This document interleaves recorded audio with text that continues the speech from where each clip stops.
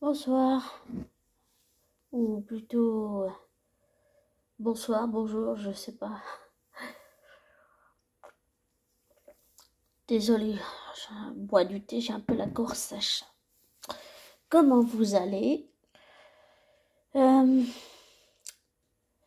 Alors, mon avertissement est ne vous laissez pas influencer par moi. Ne prenez pas pour argent comptant ce que je dis. Faites des recherches, des vérifications et tirez-en vos conclusions. Parenthèse fermée. Alors, dernièrement, j'ai entendu parler qu'il y aurait une émission sur Harry Potter et beaucoup ont critiqué, des acteurs ont critiqué Joanne J.K. Rowling qui a écrit Harry Potter et je trouve que c'est cruel et c'est merdique et c'est... comment on peut traiter un être humain comme de la merde en fait? Comment on peut faire ça à un être humain? C'est quand même grâce à elle qu'ils sont connus. Il devrait lui être reconnaissant, pas la traiter comme de la merde. Ça, j'arrive pas à comprendre comment on peut faire ça à un être humain. Comment est-ce qu'on peut faire ça à un être humain, en fait? J'arrive pas à comprendre ça.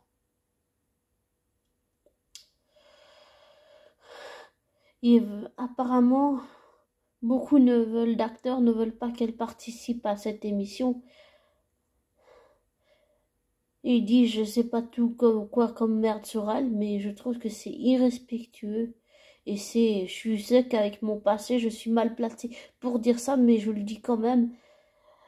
C'est irrespectueux pour J.K. Rowling de faire ça. C'est irrespectueux. Après tout ce qu'elle a vécu, tout ce qu'elle a vécu, tout ce qu'elle a fait, tout ce qu'elle a écrit, tout ce qu'elle a raconté dans Harry Potter, c'est grâce à elle que tous ces acteurs sont connus. Grant, Rupert, Emma Watson, Daniel Radcliffe.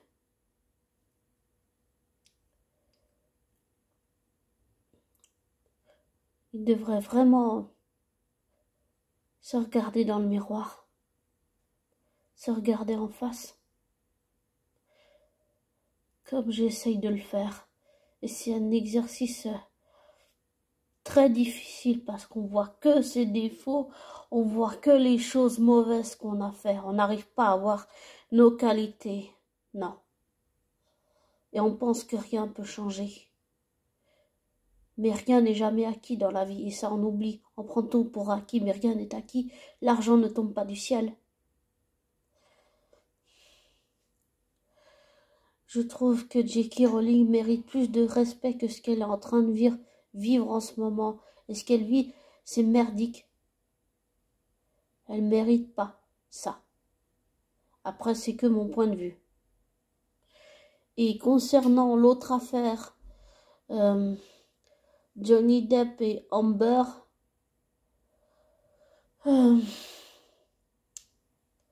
j'arrive pas à comprendre comment, même si Amber joue très bien le rôle de Mera, comment est-ce qu'elle a pu faire, comment est-ce qu'elle a pu faire ça à un être humain? Comment est-ce qu'elle a pu le maltraiter? Comment est-ce qu'elle a pu lui faire du mal? Comment est-ce qu'elle a pu faire ça à un être humain? Je comprends pas, Amber. Comment est-ce qu'elle a pu faire ça? Je n'aime pas dire ça, mais j'ai été victime d'une collègue que j'ai découvert qu'en plus d'être raciste, c'est une perverse narcissique manipulatrice. Alors oui, je reconnais les signes physiques d'une victime, qui soit homme ou femme, d'un homme pervers narcissique ou d'une femme pervers narcissique, la victime homme ou femme ou enfant ou adolescent ou préadolescent ou voilà, ou bébé même, ou même adulte, eh ben, ou jeune adulte, ou adulte, bah, les signes, c'est que la victime change physiquement, elle change beaucoup. Et en revoyant les vidéos sur Johnny Depp, on va dire du passé, là j'ai compris, en fait. J'ai reconnu les signes. Les signes caractéristiques d'une victime, c'est quand elle change physiquement. Elle a des cernes sur les yeux, elle a un visage qui est un peu, si on peut dire, blafard, c'est-à-dire que le visage, il fait peur, mais ça, c'est parce que la victime, elle est tellement sous emprise psychologique, émotionnelle, que physiquement, on change, on perd du poids, on n'est pas bien, Et souvent, même si on est d'accord que c'est pas une excuse que Johnny Depp ait sûrement répondu par la violence, on est d'accord, je n'excuse aucun des deux, parce que personne n'est tout blanc dans cette affaire, et que je ne peux pas juger, je dis juste mon avis, en fait.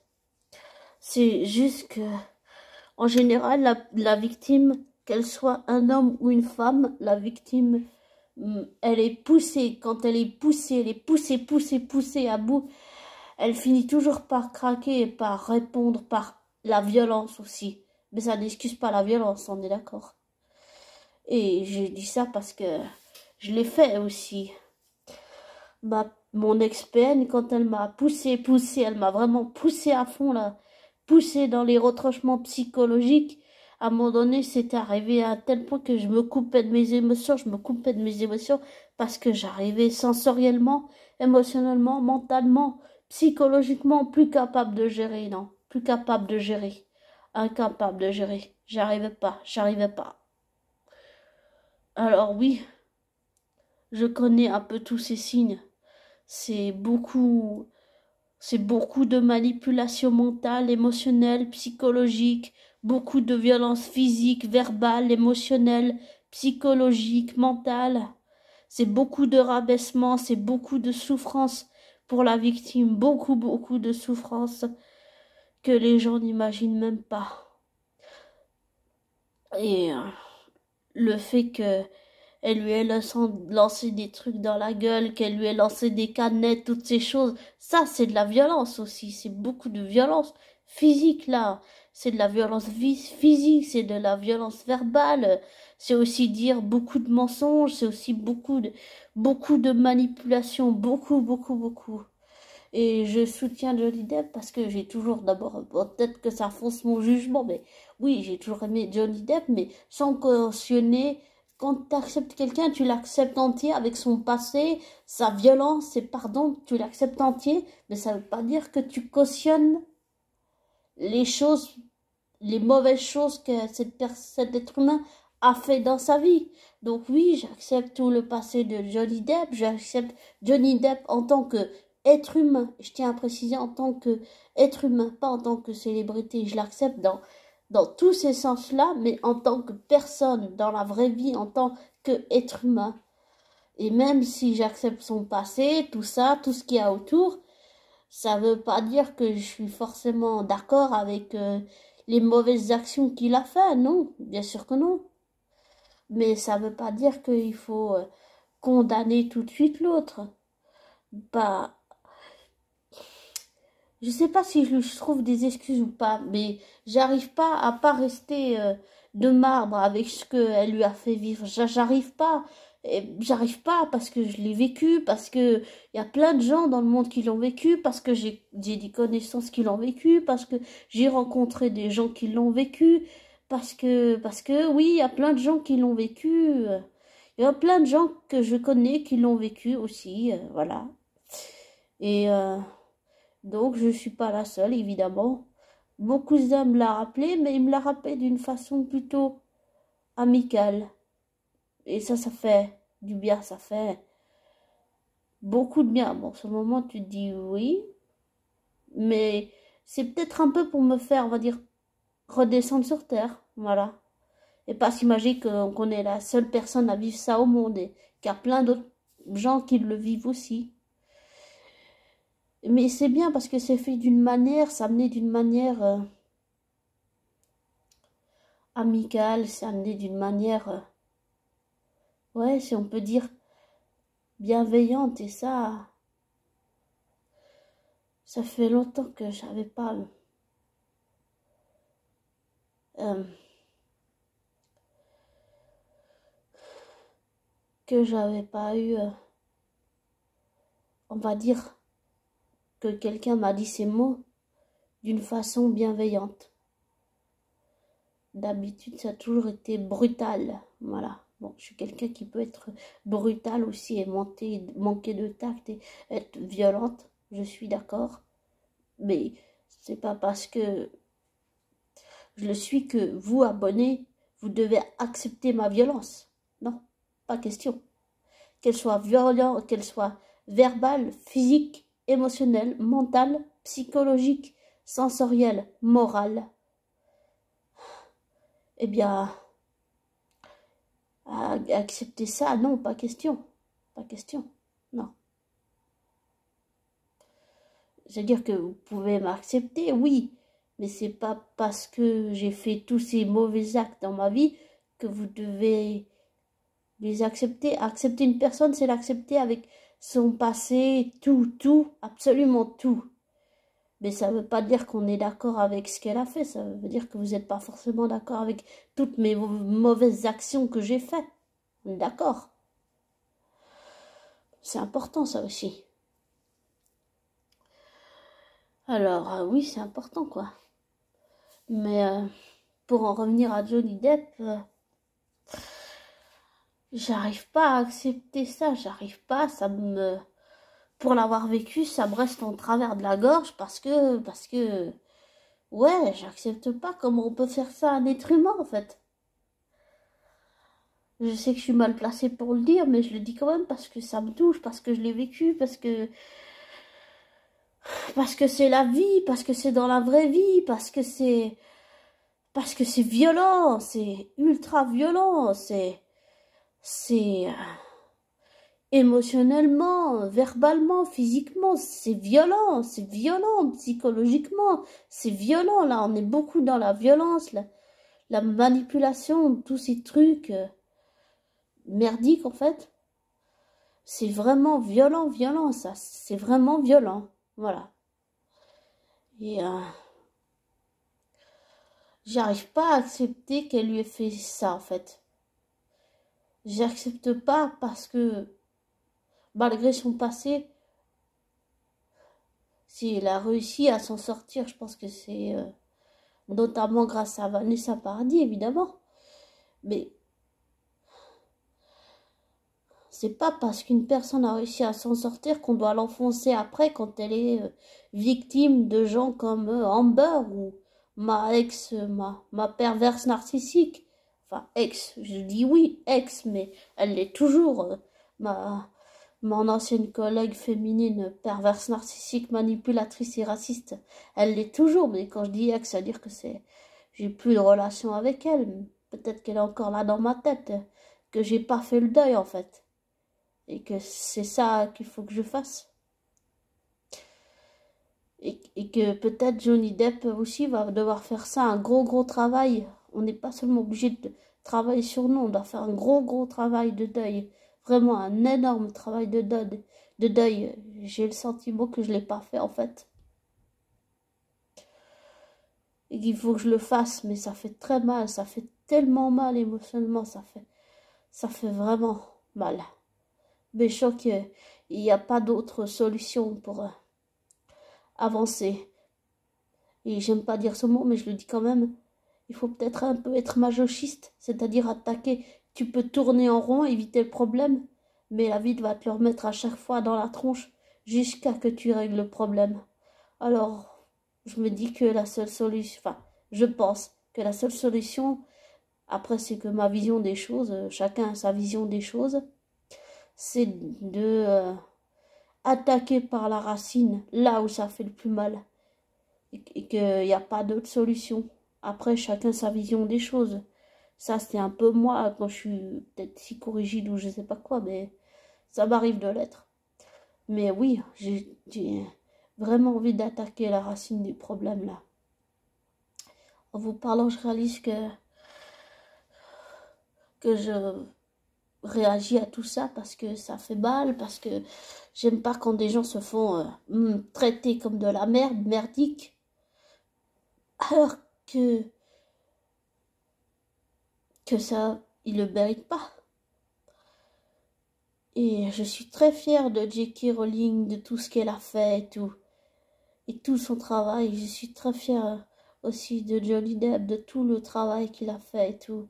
Il a une façon très particulière de jouer que j'apprécie, que j'ai toujours aimé, beaucoup aimé.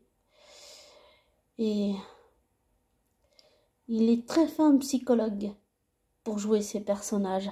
Et ça, j'adore. C'est comme, j'allais dire, s'il te faut ta petite dose de chocolat. Ah, j'adore, j'adore, j'adore, j'adore. Et puis aussi, je voudrais parler d'un sujet, on va dire encore, pas, je sais pas s'il est sensible ou pas, mais j'aimerais parler d'une chanteuse que j'apprécie beaucoup, à part hormis mes deux groupes préférés, comment ils s'appellent? Mes deux groupes préférés, Gotthard et Hardcore Superstar. J'aimerais parler d'une chanteuse que j'ai redécouvert il y a un moment déjà, plusieurs années. Ah voilà, c'est Carla Bruni. Malgré les critiques que une certaine personne lui fait, eh bien, je continue parce que j'aime beaucoup Carla Bruni, j'aime beaucoup ses chansons, j'aime beaucoup sa voix, on dirait du chocolat craquant avec des fêlures un petit peu partout. J'aime bien cette voix rocailleuse et j'adore cette chanteuse, j'adore. Certes, beaucoup, et bon, j'ai mes morceaux spécifiques de Carla Bruni que j'aime beaucoup, mais il y a certains morceaux d'elle que j'aime beaucoup, beaucoup, beaucoup, beaucoup. Et je l'ai connue, bien sûr, avec la chanson. Il y a quelqu'un qui m'a dit que tu m'aimais encore. Ouais, j'aime beaucoup cette chanson aussi. Beaucoup, beaucoup. Et, euh, et j'adore cette chanteuse, quoi, en fait. Voilà. Et on va dire que si on fait le parallèle avec tout ce que je viens de dire, c'est que le monde du cinéma, le monde de la musique, ça peut aider quand on a une dépression, quand on va pas bien, en fait. Et je pense que, comme Joanne J.K. Rowling, j'en fais une. Et j'ai envie de me servir comme elle de ma dépression pour mon côté artistique, souvent. Les gens qui sont en dépression comme J.K. Rowling se servent de leur côté artistique. Et je sais que de tout ce que j'ai vu, tout ça, quand elle est tombée en dépression, elle a elle s'est servie de sa dépression pour créer les détraqueurs et que ça s'est manifesté sous ça, sa forme de sa dépression et que j'ai envie de faire la même chose que Joanne J.K. Rowling parce que ça libère plein de choses, ça libère vraiment plein de choses. Tout ce qu'on ne dit pas, tout ce qu'on ne dit pas, tout ce qu'on cache, ou j'allais dire toutes les blessures cachées, on peut tout libérer avec ça, vraiment tout libérer. C'est vraiment très beau, je trouve. Ça permet de libérer beaucoup de choses, l'écriture. Beaucoup, beaucoup, beaucoup. Et oui, je me complais peut-être dans ça, mais je sens que pour le moment, il y a aussi certaines choses qui font peur. Alors, peut-être que je me complais dans ça pour ça. Quand on a peur du bonheur et de la réussite, on a peur de découvrir qui on est vraiment au fond de nous-mêmes une fois qu'on a plus le mental négatif qui est tout le temps là et qu'on on nourrit ça, on nourrit ça. Et j'essaye de pas le faire, mais c'est automatique. Mais j'essaye de pas le faire, mais pour le moment, voilà, c'est là. Et j'ai compris que rationnellement, là, on est dans les limites du rationnel. Parler, tout ça, c'est très bien, mais ça marche pas. J'ai essayé, ça marche pas. Ça suffit pas, ça suffit pas. Voilà, ça suffit pas. Donc, je vais faire autrement. On va essayer autre chose. Ah. Enfin bref, voilà. Dites-moi ce que vous en pensez. Je veux bien en parler avec vous sur le commentaire. Et aussi, je relance, on va dire, une sorte d'invitation à tous ceux à qui je fais peur. Je vous invite à venir en parler sous les commentaires. J'ai bien envie d'avoir votre avis, de savoir pourquoi je vous fais peur. Ça m'intéresse énormément. Voilà, je vous souhaite une bonne soirée, une bonne fin de journée. Prenez soin de vous. Dites à vos proches que vous les aimez.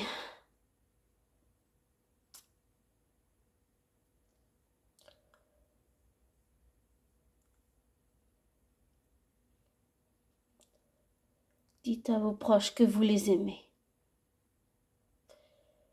J'allais dire pour tous ceux qu'on a dans notre cœur, pour toutes nos familles, pas seulement nos familles biologiques ou adoptives, mais aussi toutes les familles d'âme, toutes les familles de cœur, toutes les familles, ouais, un peu toutes les familles, celles, les parents adoptifs, les parents biologiques, les familles d'âme, les familles de cœur, les gens avec qui on a beaucoup d'affinités, qu'on a. Dites-leur, dites à vos familles que vous les aimez.